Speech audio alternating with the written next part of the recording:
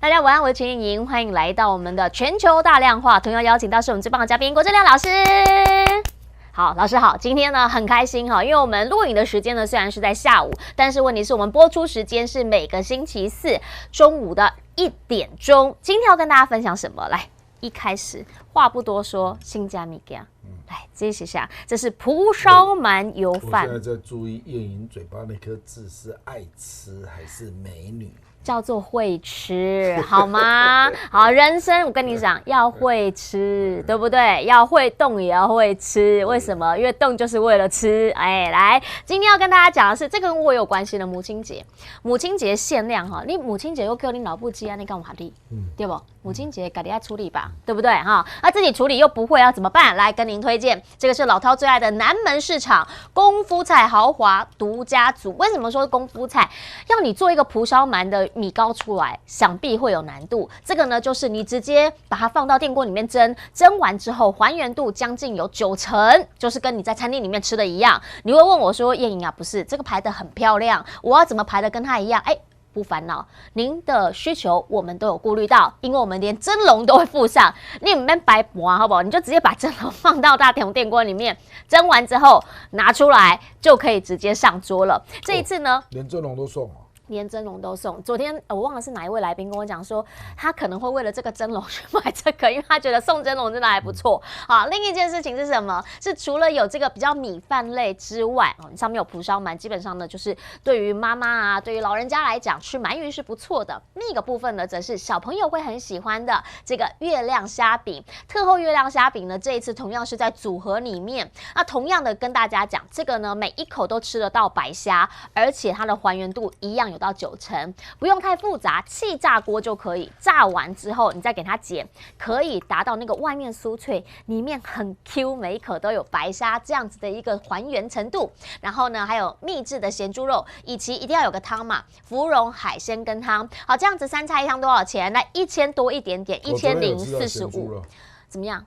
咸猪肉不错哈，不会很硬，对不对？发现叶莹真的很适合当吃播，是讲得很道地，讲得很道地。来，3菜1汤，一个呢算下来，你看你除以4嘛，就大概是不到300块钱的价钱。这样子去餐厅要哪里找？那为什么会这么便宜？因为我们给的是成本价，65折的价钱。好，所以要跟大家讲。这次比较拍谁没有办法含运，那我们免运呢是多少？是1200块，但是没关系，同样是顾及到大家的需求。来，后面我修也在嘎啦，下面艺术哈，这边是1045嘛，对不对？后面这边呢，包括了水煮鱼啊，包括了这个，如果要甜点的话呢，就是桂圆银耳露，同样都可以加购，那加到1200呢就可以免运了。而且比较厉害是什么？是即便我们是加价购吼，同样打88折，所以你去给他算一算，这边呢桂圆银耳露，你按杯干冷昂，你才会有满到这个1200块钱，每一个都是用成本价来给大家做最划算的。那我个人很推荐，昨天呢斌哥也推荐的是这个是五花东坡肉，这个你被走较困难、这个自己做比较难，所以我们会推荐一些就是自己做比较难的五花东坡肉，还有什么佛跳墙。好，佛跳墙599，你还打88折，基本上的是真的是成本价，我觉得都不够啊。你去材料买，然后自己回来做都不止这个价钱。这一些就是我们比较推荐的，觉得大家可以加价，然后加进来之后，买还便宜哦。有机会哦，因为我们真的是，因为我们是就在我家隔壁耶。哦，真的、啊？哦，关到了都爱来忙啊！啊，这有比那个便宜吗？对，因为你这个都有打折啊。全部啊，这个88折，88折之后你跟这个合嘛，那这个是已经65折。不可能1000啊，不可能哈，不可能。对呀、所以在这一次跟大家讲，就是30年老店的功夫菜，那一样热了就可以上桌。那同时呢，最成本的成本价，希望大家母亲节不要再让妈妈煮饭了，你只要呢是。也不用煮白饭，因为有米糕啊，要记得洗碗，而且还送个蒸笼。对，送个蒸笼，但是要记得洗碗，千万不要因为你没煮菜就叫妈妈洗碗，这样也是不对的哦。母亲节让妈妈休息一下。小孩洗碗没使弄破哇，长狗弄破一堆啊，很烫啦，哎呀，烫啦，来，非常感谢大家哈，有需要的朋友，我们母亲节的这个限量特惠组合好吗？帮我们参考一下，谢谢大家。我个人觉得这个是真的非常划算，比去外面吃都划算。那你要真讲的话，就是要自己洗一下碗啦，好不好？餐厅不用洗，但是呢。划算的价格自己洗，同时妈妈还会觉得这也跟那家友好。你也是妈妈啊，我就要叫老公洗啊，不然怎么办？对不对？我就知道最后会讲到老公。对，开玩笑，母亲节还叫我洗，对吗？是不是？女儿无法，爸爸先代其劳，是不是啊？这样子就可以嘛？对，因为这种事情就是这样子，要让大家 kimoji 开心。我长多少岁哇？你好，因为玩到基本上只剩下我一个人，只是你一个人。我老婆也出去玩了。啊，你老婆也出去玩了？当然现在在纽西兰。好开心哦，大家都开心，剩下他在赚钱。为什么？因为他要来帮我们分析一下国际大事。这个星期又非常多重要的事情，要等待亮哥来帮我们解析。来，一开始先请教亮哥，怎么样来看加萨走廊？好，主要的原因就是因为我们也知道白宫这边。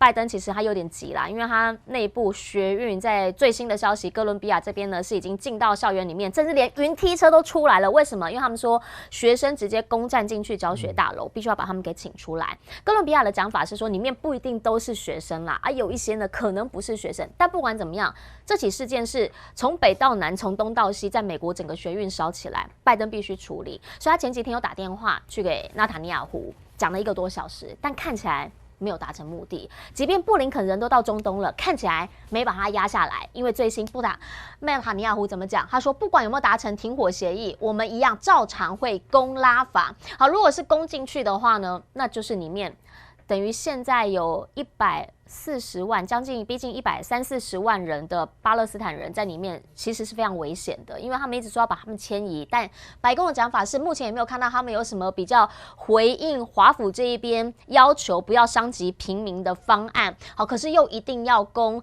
那现在呢，布林肯的讲法是说，其实他们有给你一个不错的方案啊，就是你先释放部分的人质出来，那他们愿意暂时性的停火，但是对于哈马斯来说，他现在就是要永久停火，不然我人质都让他回家了，那我手上还有什么筹码？他就没有办法跟对方谈了。好，美国看起来瞧不定。那目前呢，也知道的是，沙特这边主持的基本上就是跟布林肯这边是差不多是一局的同一局啦。啊，可是北京这边有一局哦，北京这一局呢是把这个法塔赫跟这个巴勒斯坦这边加萨走廊这里的哈马斯揪在一起，这两边不同派系，先把这两边给瞧好之后，可能他之后会下一步出手跟以色列来瞧，会这样吗？不知道，来请教一下亮哥怎么看？以色列没有说他要撤军啊，就说还要进攻啊。我知道。对。那以色列他有讲说进攻完要撤，是不是？不，他用的词很怪啦。就是愿意接下来维持持续性的和平。对。那他也没有说他要把那个政府交出来啊。没有，他说他要等待全面性的胜利。是啊，他说讲那个持久的平静嘛，他讲那个废话啊。这一局最没用的当然是布林肯啊，因为布林肯已经来第7次了。对。那所以所有的人都知道他来就是没用，因为前6次就是这样啊，一点用都没有啊。所以重点就在于美国敢不敢在军事上要阻止以色列进攻嘛。这是唯一的解啦。中国大陆那个也只是在讲战后要怎么处理。是。那战后就是他去协调加沙，就约旦河西岸的法塔赫跟加沙的哈马斯主联合政府嘛，就这意思嘛。那北京事实上处理的是后面要发生的事，他没有要介入前面的意思，是这样吗？你没有这个能力啊。你前面这一段只有手上有军事出牌能力的人才有话语权啊。那目前只有美国跟以色列有话语权啊。其他力量都进不来啊。所以美国真正的他如果有没有诚意，就是在看美国要不要阻止以色列进攻嘛。这是唯一的牌嘛。就是说你美国有很多方法可以来表达啊，比如说你以色列如果打，我就撤航母啊，或者是我就不提供你武器。那本来承诺你的200多亿，我就冻结，对不对？所以美国是有筹码的啊。问题是里面有用嘛？你去想一想嘛，你一方面来劝和，一方面又给人家钱，谁会相信你？你这讲给谁听啊？那200多亿里面有很多是弹药、军援呢，是，对吧？所以你到底在讲什么啊？你不是在劝和吗？那你给弹药干嘛？所以这没有人会相信他啦。所以我说这一局注定是要用悲剧收场。你觉得最后就是打进去了？不，因为以色列认为那个地方有哈马斯有4个营嘛，对，那这4个营就混在你刚刚讲的140万人里面嘛，对不对？那知道哈马斯是不可能消灭的，因为巴勒斯坦人还会继续参加，那参加了又变成新的哈马斯，对，你怎么杀得完？那以色列这边执意啊，就是他要杀进去。要消灭那4个营嘛？对，我基本上认为他连那个4个营都没有办法消灭啊，因为我如果是不是穿军服，你怎么知道我是不是？就是大家都是平民，脱掉军服都是平民。本来就是啊，对，而且搞不好家庭还在这里。所以我说，我就不知道，所以这个很可能的情况就是他攻进去，然后造成了人间惨剧嘛，然后又有一大堆的影片被传出来嘛，那美国的学运就激进化嘛。那拜登看起来他是无法解，可是他在这个当下，他感觉还是继续在挺啊。比如说国际刑事法庭，他现在已经去问了很多在加沙这边的医护，那个没有用。那他现在他也是很表明，就是他还是挺以色列啊。本来就是啊。对他完全没有要退的意思啊。我跟你讲美国我又不是没有待过，我待过5年啊。美国如果是像哥伦比亚这种学运至少在他还没有去占领行政大楼之前。那基本上那个就是言论自由嘛，对，他就在草坪上，然后搭帐篷，是不可能去驱散的啦。以前也是如此啊，那个华尔街，对不对？那个99%对1%那次的示威，那隔了多久？是我看至少他隔了快要1个月才去驱散的那以前的反越战也是啊，在学生还没有攻占行政大楼之前，美国的那个。校园警察这边守着啊，就这样而已啊，他连外面警察都没有叫进来，结果这一次呢，他第3天就开始驱赶了，是，所以学生当然会很火大嘛，觉得你违反比例嘛，那结果现在他占领了一个行政大楼，是，他连纽约 NYPD 都叫进来了，对，就是你这个太不合常规，所以给人家感觉就是，你民主共和2党好像是以色列在指挥嘛，确实有那个感觉，就是这种感觉啊。所以为什么会反弹这么大？就觉得说，你连美国的民主都被以色列践踏了，连言论自由好像都不见了。是啊，你怎么会这样搞呢？就是你怎么会紧张成这样？好像生怕得罪以色列。你们到底收了多少钱啊？人家当然会这样质疑嘛，所以你民主共和2党，因为今年要选举嘛，对，那国会议员也一堆人要选所以人家一定会质疑说你到底是收了多少钱你为什么这么护以色列那显然这个礼拜就要打拉法了嘛，是，所以我认为一定是犹太人的游说团体啦，还有华尔街嘛，他们不希望。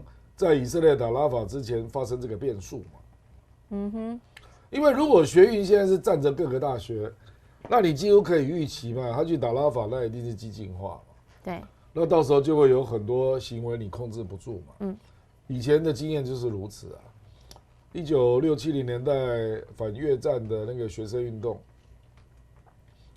在比如说那个尼克森发动在新一波的轰炸，那学生就开始毁损公物啊，开始泼漆啊，占领各种公用大楼啊，或者让你的公共的活动区域不能使用啊，等等各种行为都来了。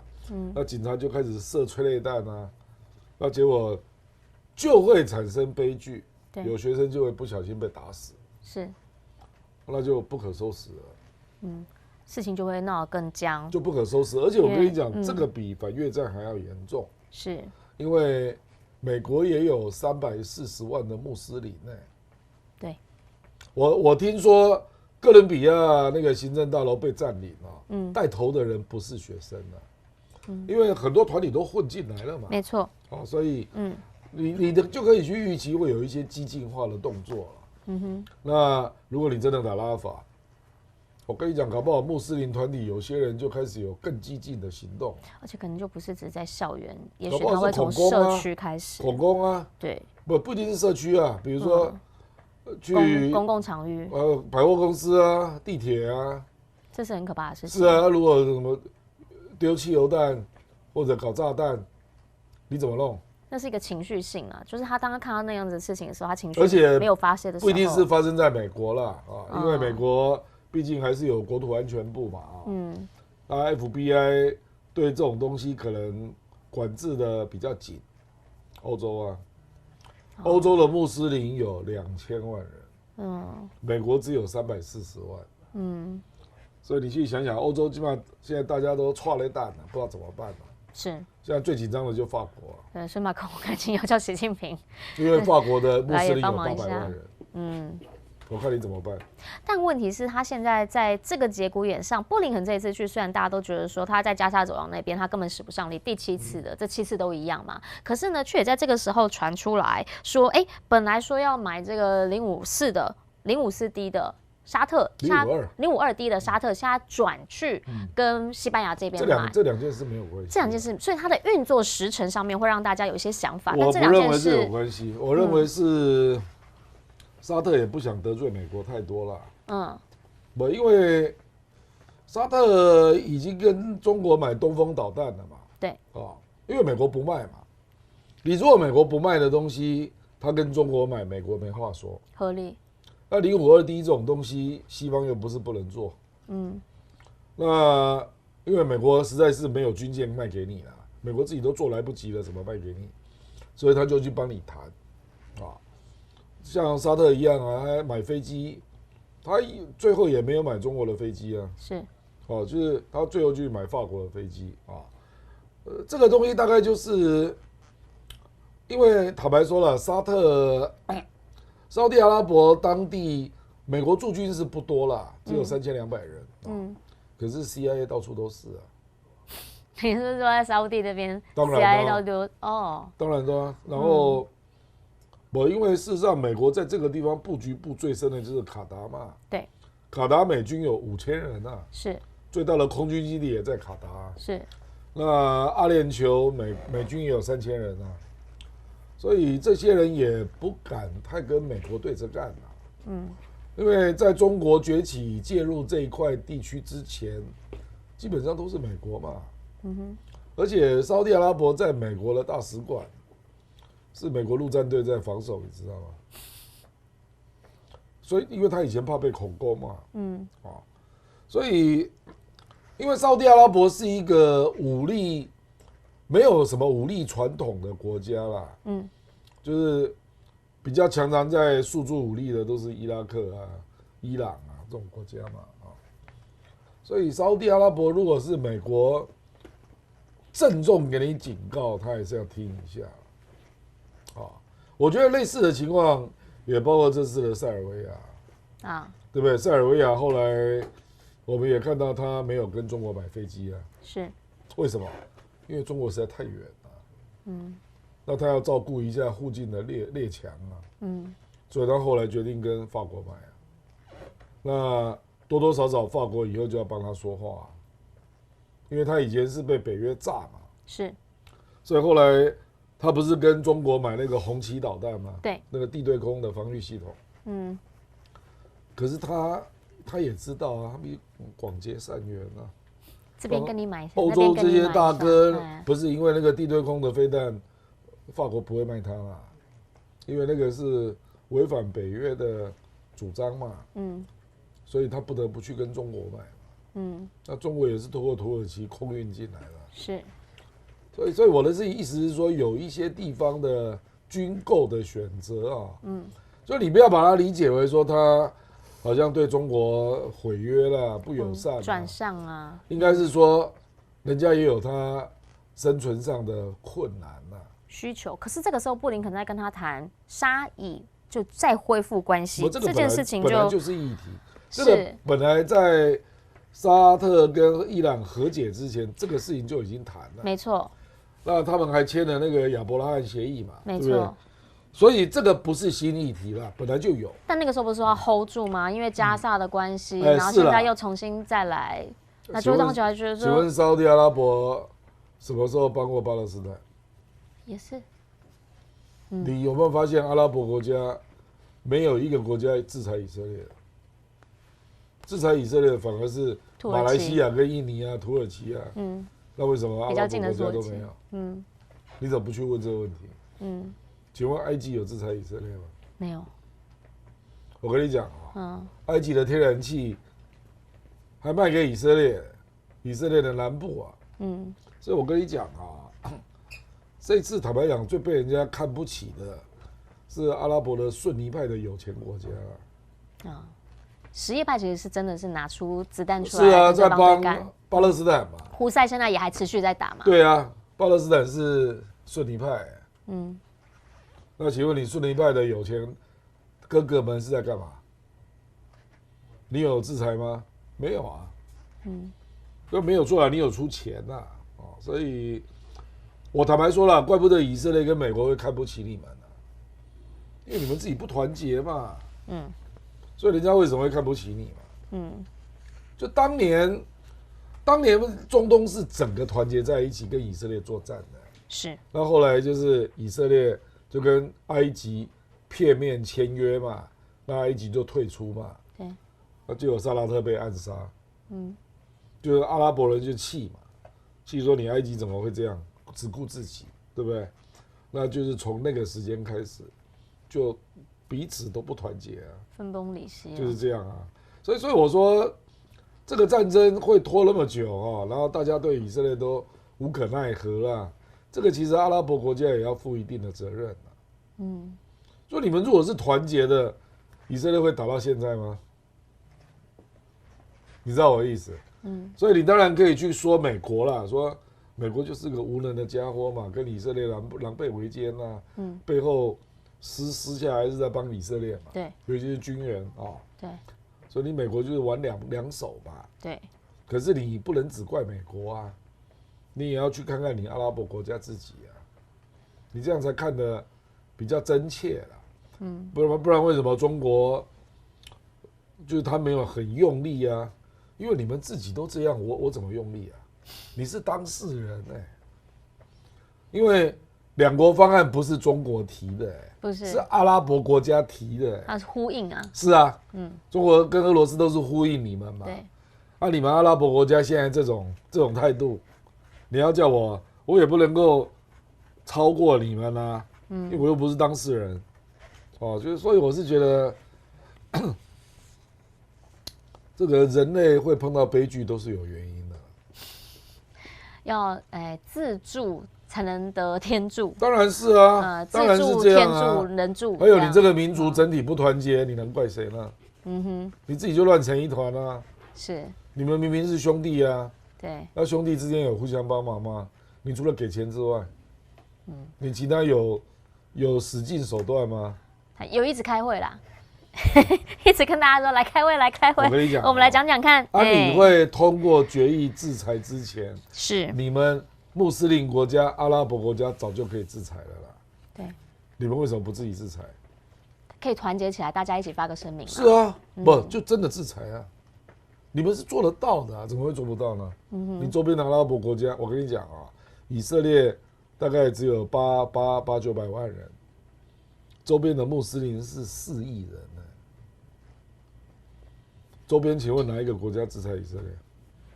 除了伊朗之外，不是吗？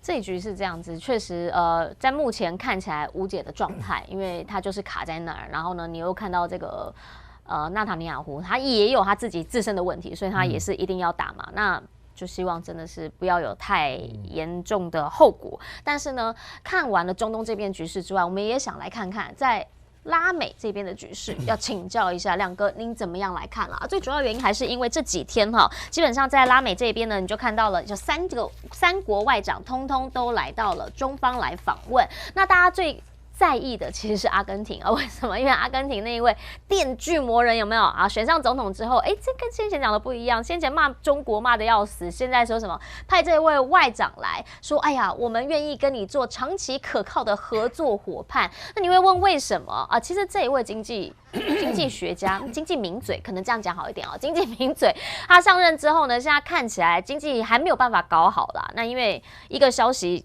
很简单的说明他们现在的状态，就是你要进到店家里面要吃饭啊，或要做什么样其他的消费的时候，你要自己带手电筒。为什么？因为电太贵了啊，就是这样子。店家不开灯，不开灯营业，因为电太贵了啊，所以民生需求，他连民生基本的需求都没有办法顾及，所以就会让很多的当时直播灯都关掉。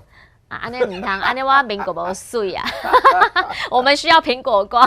好，如果说是这样子，连民生最基本的需求都没有办法顾及，就会让当初想说给一个狂人一个机会的人开始会思考。所以呢，先前讲的现在好像全部打通。都打掉不算数了，说不要跟中方这边有过多的联系，巴西这边我们也不要跟他往来。现在好像通通都不算数了。不是要去找美国吗？对呀，我们赶快去找啊！现在到底发生什么事情？拉美现在的这一些，包括了经济谈判，包括他们现在又要谈货币互换协议，你怎么样来看？现在谁要跟你互换？他去找美国、他现在又说他要跟人家互换啦。那我阿根廷币，我拿的不是跟废物一样？美元涨太凶了，害死他。问题是阿根廷币没有人要接受啊。但他先前其实靠了几次人民币去偿还他的债务啊。我知道，可是后来也没有了。对，不然像这种国家为邦不入了。直接讲为邦不入了。孔子讲得很好啊，为邦不入了，等他恢复信用再说吧。OK， 但是他还是王毅还是跟他们有相关的见面，然后玻利维亚跟秘鲁基本我不认为中国会接受阿根廷币了。OK， 那个本来要参加金砖的不是吗？是啊。我现在在干嘛呢？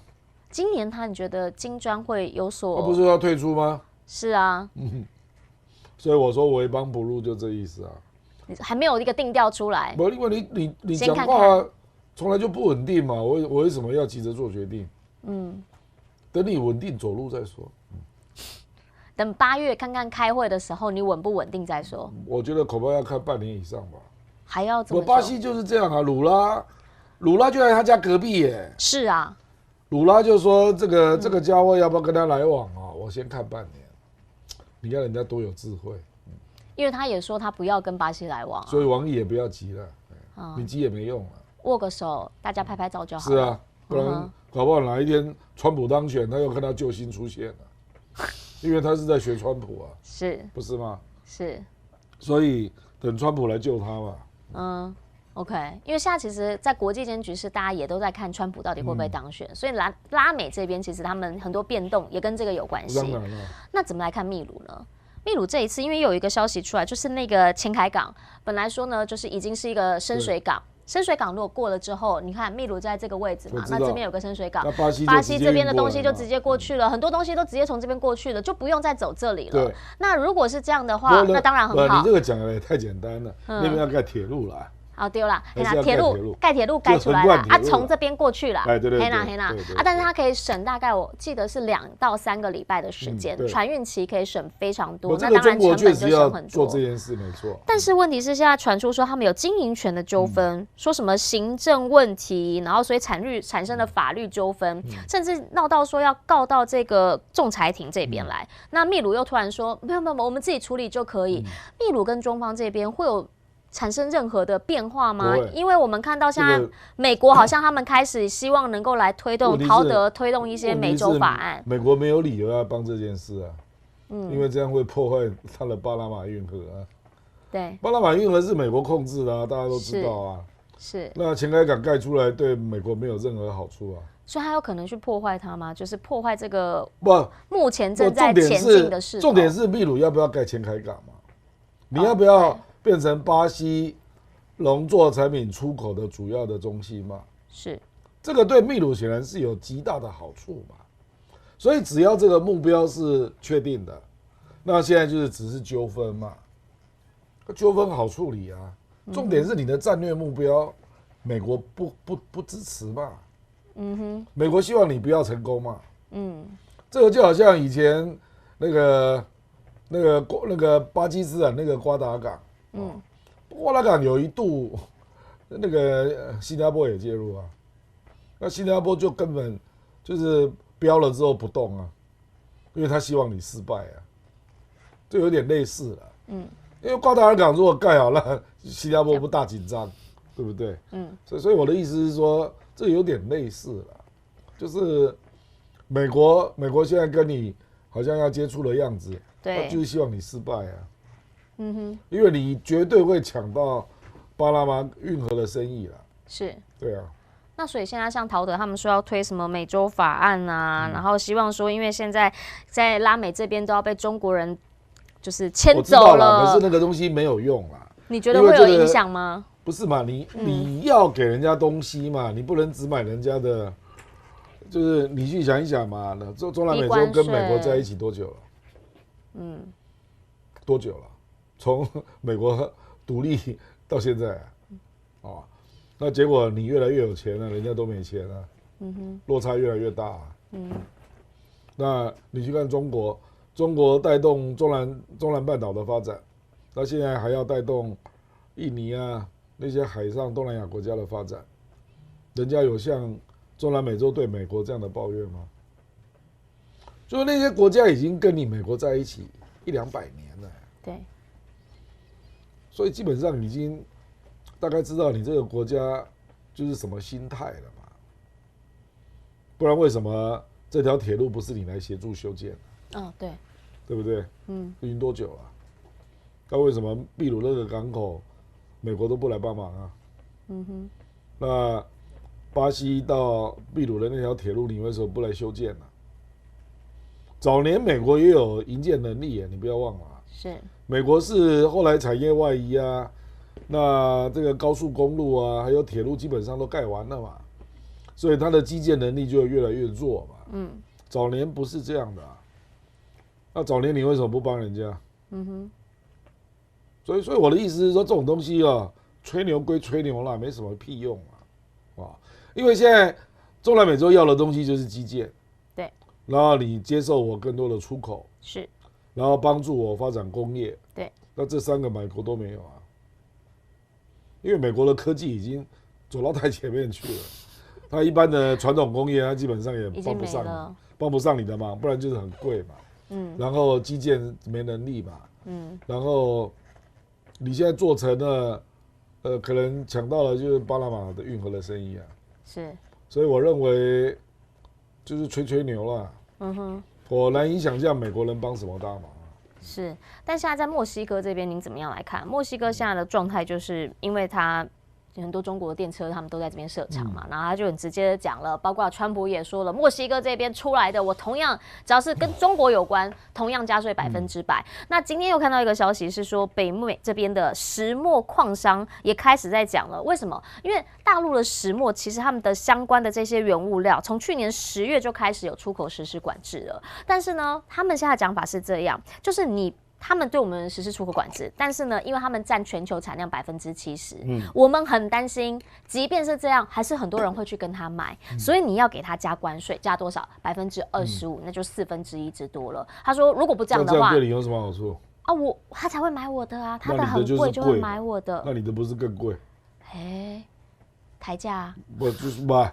你会把人家加到25%，就是你的价格大概就在那里嘛。对，那就是要大家都变贵嘛。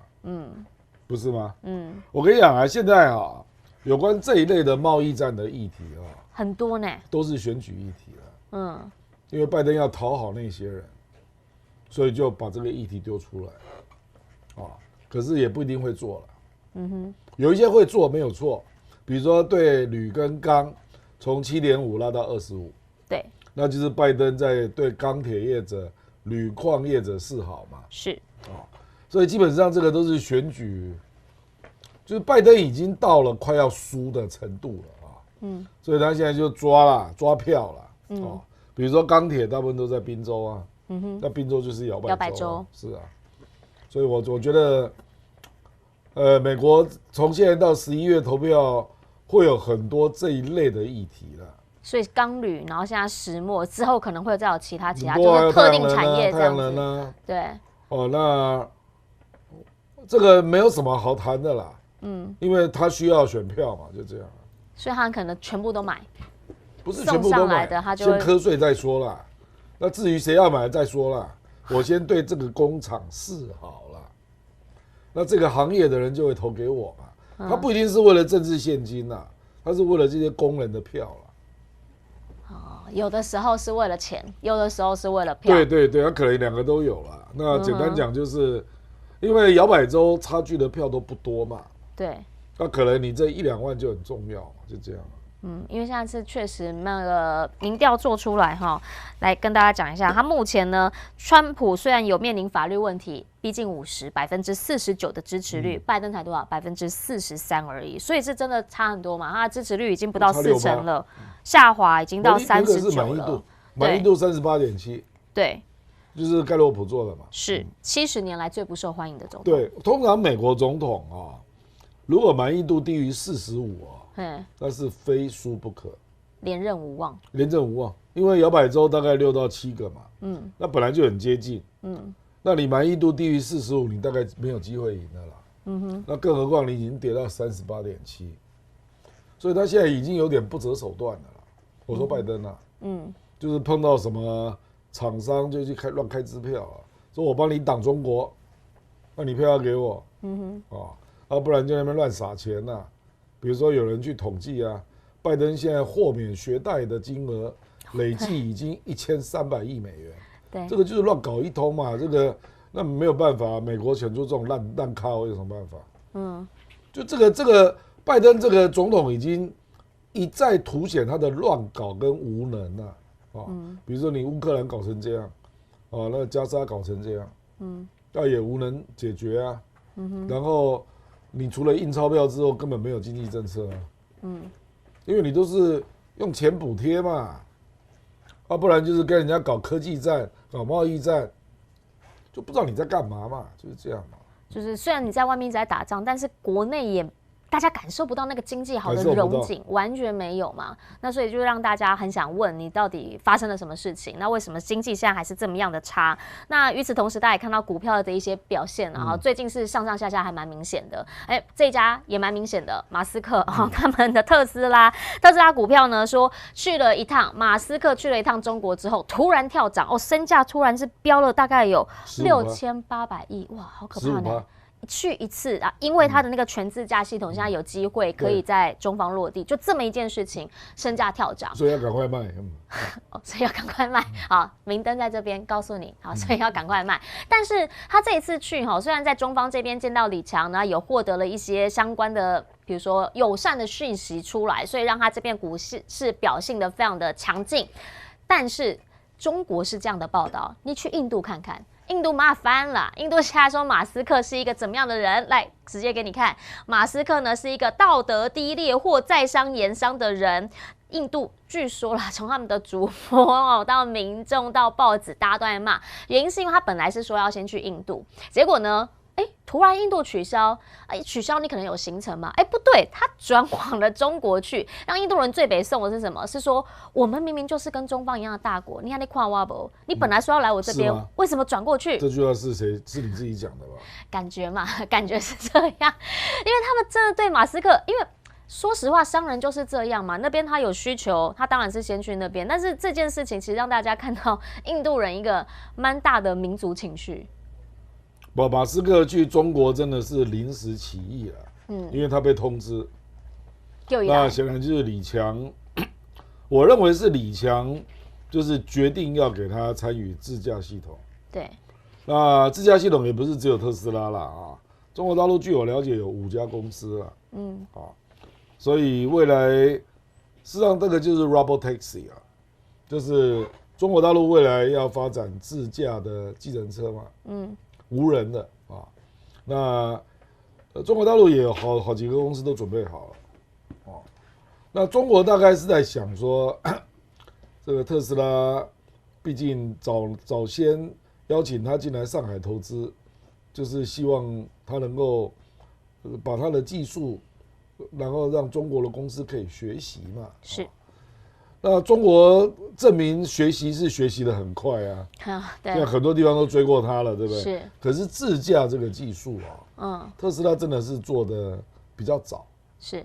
所以中国大陆是想了一行，因为自驾是对安全来讲是很重要的，当然。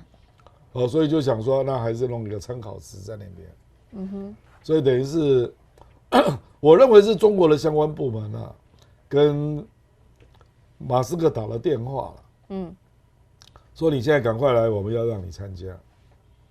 说不没嘛，不会鬼，结果去。与此同时，其实看到了中国他们车市里面很多有做自驾系统的，其实清一色你就看到所有的人出来的发言都是说，他们欢迎马斯克、欢迎特斯拉的加入，希望让这个内卷的行业能够卷得更厉害，什么什么，都是类似的谈话。对了，已经定调了，所以他去，然后就那个汽车的相关的协会，他就通过了4项安全检查嘛，是，对不对？那现在只是卡在说，他数据可不可以回传美国嘛？对不对？那如果它落地中国，那基本上已经全部解决了，就是疑虑没有了。对，所以它就可以开始推出它的 Robotaxi 所以股价是在这个角度涨的啦。那另外一方面，它为了杀价，它也推出了 Model 2。因为目前特斯拉在中国的最低价大概是24万多啦，人民币是。那这个 Model 2只要18万，差6万。对，所以我是说，股票会大涨，可能是因为这样，就是自动驾驶你可以参与，对，然后你的平价车终于出来了这样可是，它会不会脱颖而出未必啦，未必因为中国车都被养大了嘛，对，就是这样在大家对于车的期待啦，包括它的性价比的期待，其实现在大家是有一个很标准在那边，就卡在那里，觉得那个可以做到这样啊？为什么你不行？你就讲北京车展就好嘛。对，北京车展特斯拉没有参加，他不敢去啊。你知道北京车展推出几款新的车吗？你猜猜看，这个大概创世界纪录了。到底是多少？一次车展，推出117种车。我本来想50，哇 ，double 117，就在那个车展的当下，都是新车，全部是新的，全部是新车。哇，特斯拉不敢参加啊。所以我才说股票赶快卖，就这意思啊。因为他们不知道有利多，美国人不知道嘛，美国人只知道说，你自驾系统你可以参与。这个大家都知道，对，可是他一定是一个他不知道中国市场竞争到什么程度了嘛？美国人怎么会知道？对不对？所以利多出来的时候，能下车就赶紧先走。不，因为这个就是这两个利多是意外的嘛。是啊，所以这种情况最容易涨嘛，一口气涨了15.3%。是，好，我们刚刚讲到了印度的这个情绪其实印度最近有一些情绪跟中方有关的，是另一个新闻。就是我跟你讲印度的一个跟马斯克有关的故事你说，印度跟马斯克说，我们不要买中国车了。对啊，他就说我们不要买上海制造的车。是啊，可是马斯克的投资是一州一个国家，对，所以他欧洲选择德国嘛，是，美洲当然是选择美国嘛，亚洲就是选择中国，对。那印度就跟马斯克抱怨说，我们不要买中国车那马斯克就说，那你就买不到特斯拉，这样你听懂吧？就是这个意思。他根本就没有把你看在眼里是啊。但是现在印度他现在的状态就是，比如说在上合，我跟你讲，防长会议的时候，他为什么会改变姿态？你说，因为他在中国市场不断的下跌嘛。是啦，因为他就是他被追上了嘛。对啦，所以他才去想说，摸鱼黑马鹤嘛，印度市场多少捞一点嘛，所以他现在才会在考虑要不要去印度设厂，对嘛？所以跟那个有案禁案那都没关系，都没关系啦，是因为他在中国不是配合政府政策，这个就好像三星手机迁到越南一样嘛，是因为他在中国市场混不下去了嘛，这个逻辑是一样的啦。就商人还是真的在商言商，当然啦，跟国家政策还是以企那个是业表面的理由啦股东政策为主啦表面的理由啦但是国家如果真的是政策的话，就是上合防长会议，董军说谁都见了，但他不见印度啦。但说实话，印度也不是国防部长去啦，他们是一个秘书长去嘛。那这样子的话，你怎么样来看看现在在边界问题上面在这个中印之间的关系上，你觉得会有任何的变化吗？这种边境争议不需要到防长的层次啊，因为那个地方也打不起来啊，就每次都是拿狼牙棒打一打，然后冬天跟春天也不能打不方便，所以一年能打的时间只有6个月啊，对，所以也闹不出多大的动静啊，也可能也跟莫迪选举有点关系啦哈。他就是反正现在就是亚洲国家都这样嘛，反中就有票嘛，跟美国一样嘛，事实上韩国跟日本选举也都在炒反中啊。可是也没比较好啊！你看岸田这一次又刚选又岸田这个是补选啦，对啦，3席也投票都率不到25%啦，这个不准啦，这个不准哈，不准。但他这个9月你觉得看起来会怎么样？因为党内的另外2个对手也都很有争议了，他赢在因为大家也都不怎么健康啊。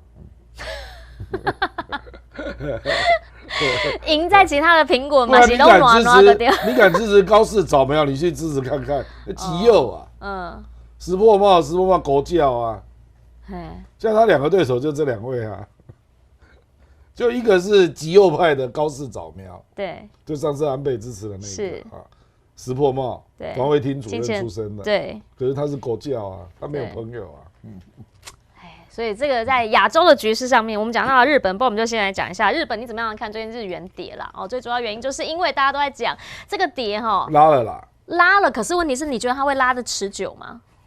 因为大家在讲说，如果跌到160可以进场啊。明灯又来了，明灯又来了，明灯告诉你160可以进场，日本不可能让它跌破160啦。你觉得它就会卡在那里？如果它不管，就会跌到170。但是很多人的讲法都是说，即便他现在在拉，他有可能真的是全部放下所有的show hand去拉嘛？我跟你讲他空单的那个欲望、那个趋势还是很……我知道了，可是这个牵涉到你连你的日元你都不捍卫啊，那你这是什么央行啊？因为他2月最新的资料秀出来，他还在买美债。对啊，那你是什么国家啊？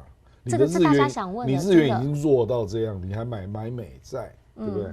所以他最近几天之后被迫出来卖美元嘛，对不对啊？这个我认为这种压力他撑不住了，因为日本现在等于是进口的东西都变贵了嘛，然后他们这些东西超便宜耶。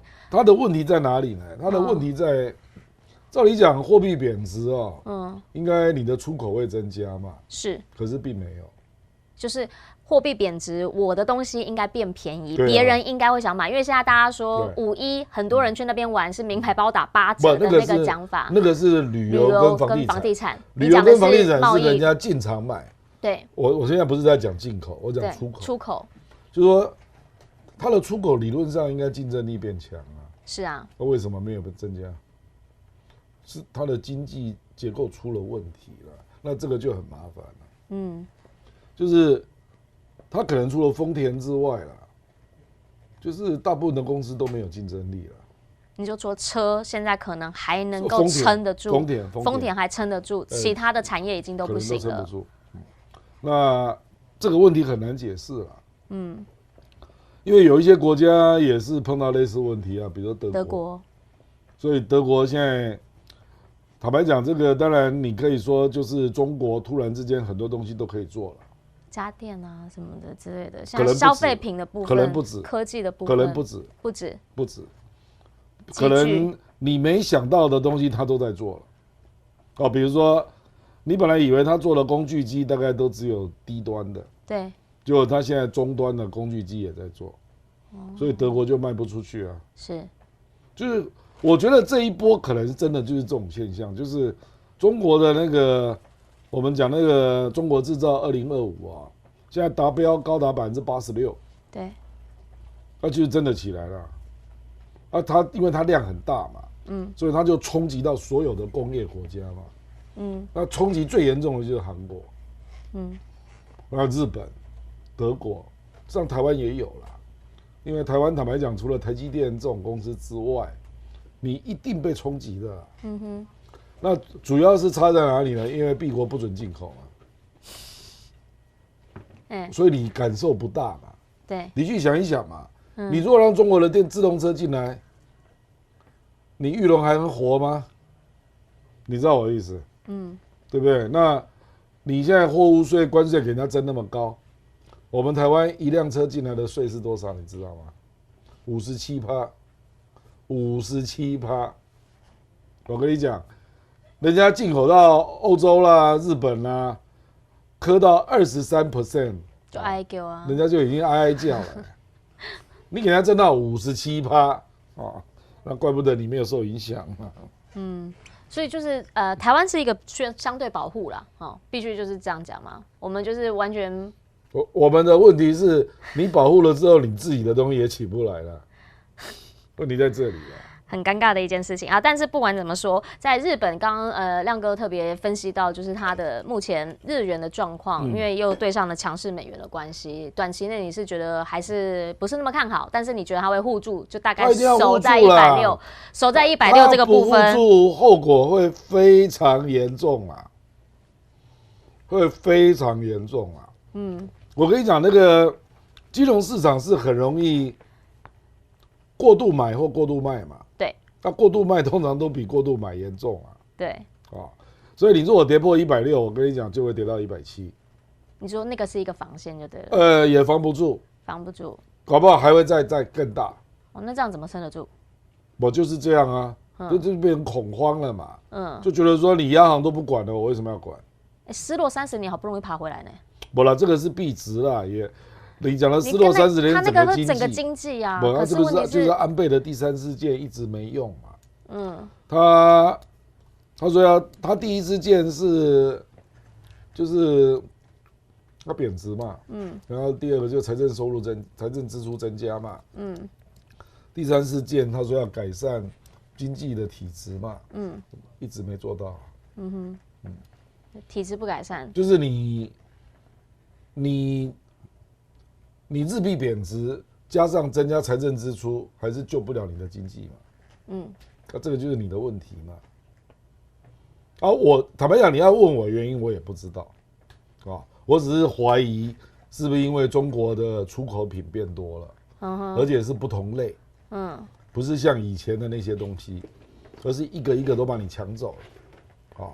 就是你刚刚是讲到家电嘛。可是远远不止家电，远远不止，就是工具机啊、电视OLED 最近在讲啊，韩国现在也被超车了，就京东方嘛。对，所以我的意思是说，很可能就是有一个超级巨无霸的工业国家在崛起了，让它取代了很多商品，就周遭都被扫到，全球全世界都被扫到，全球都被扫到，全世界，可能是这样嘛。是，那这个中国它现在的状况是，它现在也开始，你刚刚讲到亚洲这边的一个经济的状况之外，我们要讲一讲是5月，在这个月大事，习近平要访问欧洲3个国家，法国、匈牙利还有塞尔维亚。那塞尔维亚大家比较关注的就是他去到那边，他要去那个前南斯拉夫的大使馆嘛，要去悼念。那边已经变成一个中国文化中心。对，那这一局大家就会想说，看看他到底去那边讲什么，那他会有什么样，一定是重大的发表，不然他不会去。对，但如果去了，他到底怎么讲那个话，这个就很重要了。这一定是政治性的了。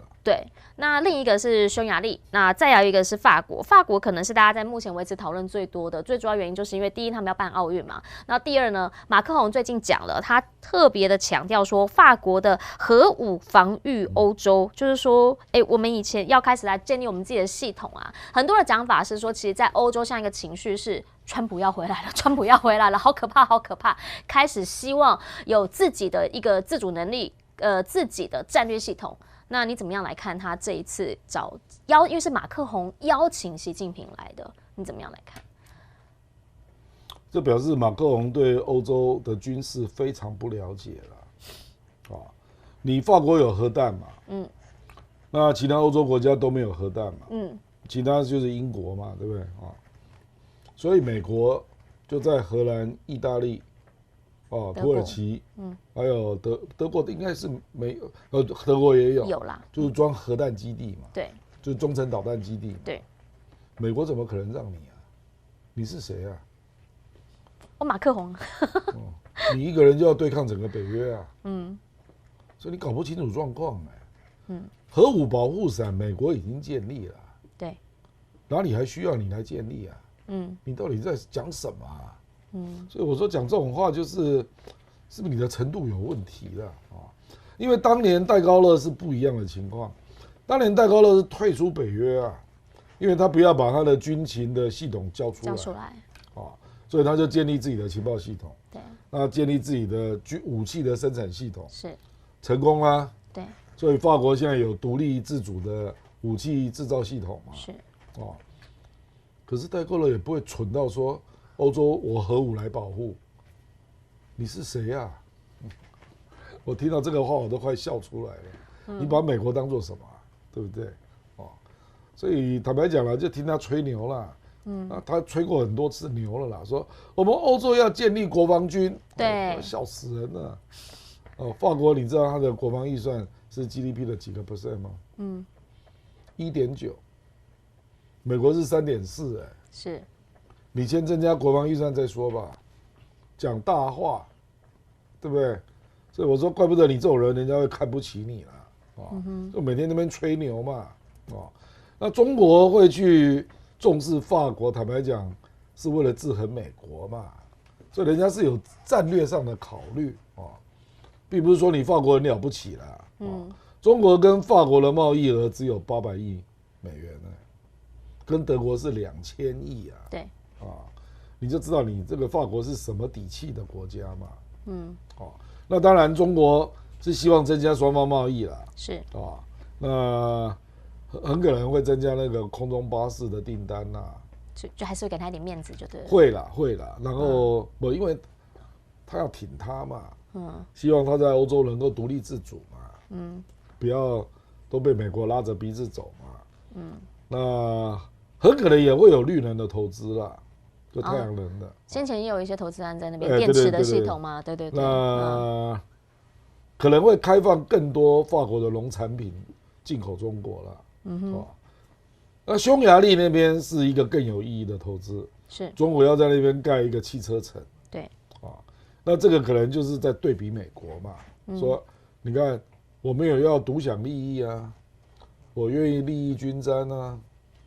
我就来匈牙利投资宁德时代那电动车电池，那我现在进一步投资汽车城了，所以未来欧洲的中国车，搞不好是 Made in Europe， 就是 Made in Hungary， 就这样啊。我创造你就业，对，其实帮助你整个国家经济发展。他在摆姿态啦。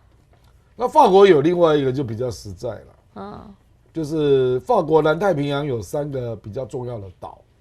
对。那要跟中国的南部战区进行合作，那中国大陆可能会来这边帮他协助盖码头啦，那这个就是很摆明了，就是法国在气美国跟澳大利亚嘛，所以我就故意把中国拉进来跟你对抗，互别苗头啦，你知道？是。你澳大利亚怎么可以爽约呢？不买我的潜艇，记这么久，这当然要记一辈子啊。还有，你美国来澳大利亚搞 AUKUS， 为什么没有邀请我？我是南太平洋的国家，英国还不是你怎么把英国邀请进来呢？那你现在进一步又想到日本，你怎么没想到我啊？已经都不知道加几了，加1加2，怎么还没加到我？都没有加到法国啊，是啊，所以他很生气啊，所以就把中国拉进来这样。可是法国其实也还蛮给力的比如最近南海，人家也是有去啊，对不对？菲律宾这边海炮射来射去，他也是有去帮忙啊。一条船而已啦。哎呀，总是有去嘛，是不是？总是还是有参与一下嘛，对不对？好，可是呢，来最后一题了，请教一下，在这样子打来打去，盟友到底可不可靠？最新2758，其实从去年到现在，这个应该已经是第5次吗？我没有记错的话，是不是？一直在提这个2758。重点是这个罗森伯格讲的啦，对，所以特别引人注意。鲁森伯格奖，今年出了国会议员奖就不重要，但是现在又兰默克又讲，等于说是美国的官员第2次在提及，是他们国务院的官员第2次来提及，那这表示他一定是某一些想说的嘛，因为他也很直接的讲，他的原文是这样子，他说呢，在目前来说，中方的一中原则不等于我们的一中政策，那这个就很有嫌疑了。是啊，不同在哪里？你说嘛？他就这样讲而已，是啊，没有办法帮他解释，因为他说不出来嘛，他事实上用意就是说，你要给台湾一点外交空间啦，就这样而已啦。是，可是这个跟一中原则明显有矛盾嘛？对，请你说出道理在哪里嘛？你懂我意思？就是当初好了，你说你有 One China Policy 啦，那你说这个跟一中原则不一样。那请问不一样在哪里嘛？一不够。那难道不是中国代表权吗？那中国代表权不是只有一个吗？对啊，所以台湾就是 PRC 的，你不认为不是嘛？那你就认为台湾这边还有另外一个实体嘛？是。那是什么嘛？但那个实体他又说他主权这件事情他又不想要碰触，因为他不承认 ROC 嘛。对。他不承认中华民国嘛？对，那个他不碰触，他已经断交了嘛？对。那你现在建交了叫 PRC 嘛？对，对不对？那请问台湾跟 PRC 是什么关系嘛？美方又说不出来。不对嘛？问题在这里嘛？问题在这里，就是台湾是不是中国的一部分嘛？你美国可能就是直接讲说，我认知到你这样说嘛？那你的认知是什么嘛？你说啊？我是说你对中国说嘛？你认为台湾不是中国的一部分吗？那台湾是什么嘛？他可能就要把台湾关系法啦，然后有3个公报，可是那个并没有包括政治。又要再讲一次。对不起3个公报也没有讲到台湾的地位。对。那台湾关系法只有讲到事务性的交流。是。所以都没有处理到定位问题。那美国确实他讲的是我们认知到中方说台湾是中国的一部分。对，可是美国并没有说自己是什么立场他没说他的认知啊。对，他讲他认知到你说。对。可是你没有讲你认为呢？对。你没有讲嘛。所以大陆大可就问你这个问题嘛，那你认为呢？那他一而再再而三，最近1-2年一直在谈这个问题，他又到底干嘛嘞？他为什么这个节骨眼上又要再来讲一次嘞？这个叫做凭空制造筹码嘛。又要再制造筹码了，不，这个就是讲了中国就会生气嘛。可是中国现在渐渐的开始知道自己要有耐性了啦。因为美国也没什么信用可言啦。所以我觉得中国大陆大概就会像我这样问他嘛。那不然你认为呢？请问台湾跟中国是什么关系？那你给我一个答案啊。那他们就避谈啊，不是吗？对。那既然你都避谈，你都没有答案。那你到底要说什么？就卡在那儿了。那我并没有反对台湾跟其他国家发展经贸关系啊，我说中国啦那你现在是隐隐约约在暗示着说你应该让人家可以参与联合国的体系嘛 ，WHA 啊，这个联合国的之类体系的，对，周边组织嘛，就这意思嘛，那如果我要让台湾就是美国啦，美国主张要让台湾参加联合国的周边的体系，是。那所以台湾跟中国是什么关系？他要用什么样的身份来参加？对，这个才是大家最想要知道的。对，你美国要说清楚嘛。我觉得中国就是要逼出一个答案嘛。就是他一直以来说，我知道你的想法是这样，我知道你是这样子想，但是他没有说出他自己到底怎么想。对，因为他不愿意讲。那中国要把一个答案塞到他嘴巴里了，比如说。你支持中国统一啦，那可是你认为在还没有统一之前，台湾应该有参与国际空间的权利啊，他就要把这个嘴巴塞到你嘴巴里了。但美国当然不愿意，他不愿意嘛，是吗？我为什么要为台湾付出这么多？因为没有啊，他现在就变成是，你还在协助武装台湾嘛，是，然后你并没有支持中国的和平统一嘛，是，所以就是还在博弈中嘛，就这样。就是一个罗生门，但是他一直在炒，一直在炒，一直在炒。很多政治都这样。从去年到现在，亮哥说他一直在创造自己的筹码。布林肯刚回去之后，还会不会有下一波再下一波？今年要选举，变数非常多。今天呢，要非常谢谢亮哥来。当然啦，在现在要告诉大家的是，母亲节就快到了，最后一次来催票。来，如果呢说妈妈，在母亲节也希望在家里头跟大家一起聚餐的话呢，来欢迎跟大家推荐一下这个樱花蒲烧米糕，来每一个这个蒲烧都是加大的哈，你现在画面上所看到的那个蒲烧，每一颗都是加大的啊！希望大家呢，如果有需求的朋友，可以直接来网上选购，因为这个真的是成本价啦。那提醒大家，因为呢这一组它没有办法买1200，原因是因为我们是成本价提供给您，所以呢这一次要买1200才能免运，所以欢迎大家要记得动动手指头，来到后面呢来再继续加购。那加购呢，只要是加购买1200就可以免运，同时加购的这些品项通通都会按照标价再打88折，